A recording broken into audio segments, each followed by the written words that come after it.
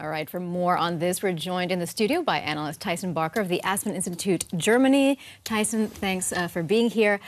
So we just heard the Democrats rejected Trump's proposal even before he had finished delivering or even begun delivering his speech. Why? Well, there are two aspects here. One is the content, the other is the sequencing.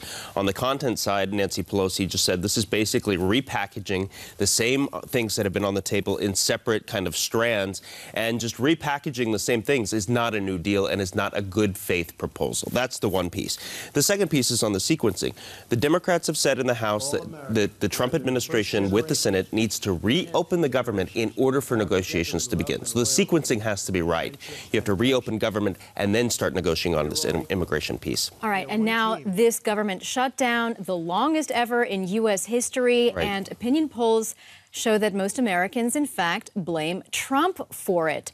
So will his proposal now do anything to change public opinion? Well, as just mentioned, and as Nancy Pelosi has said, this isn't real new content. This isn't new policy proposals on the table. What he's trying to do is flip the narrative a little bit. He recognizes, and he's under extreme pressure, the Republicans also recognize this, that they're losing. They're losing in the court of public opinion. So what he's trying to do is say, look, I'm making an optical offer.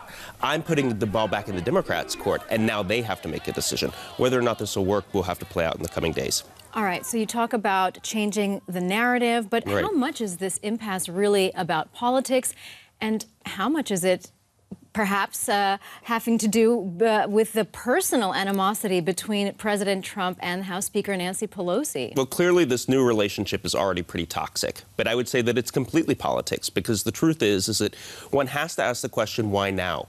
Why is this become a humanitarian emergency, a crisis, where the president is thinking about invoking a national emergency today and not 3 months ago? The difference is now the Democrats have a seat at the table. They have control of the House, which means they have some bargaining leverage.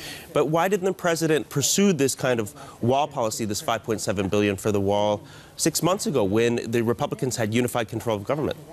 Well, speaking of timing, of course, we're now at the halfway point of Trump's presidency. Right. Tyson, do you think he's delivered the fundamental change that he was promising during the campaign? How's he doing? Well, the record is very mixed. I mean, if you look at his kind of rallying cries, he had 3 big rallying cries: build the wall, lock her up, drain the swamp. And on each one of those, he has a mixed record. On build the wall, he's trying to pursue it now because he knows that his base is going to hold him to task on that. On the kind of corruption piece, the lock her up, a lot of that has been blown back on him. He's now the subject of the Mueller investigation, investigations in Congress, etc. And then on the drain the swamp, there's also major questions. There are a lot of ethics questions, corruption questions in his administration that go beyond the White House. So there's a mixed bag. But on judges, on regulation, on some of the fundamental core issues, taxes, that his base really cares about and the Republican establishment cares about, he's really delivered.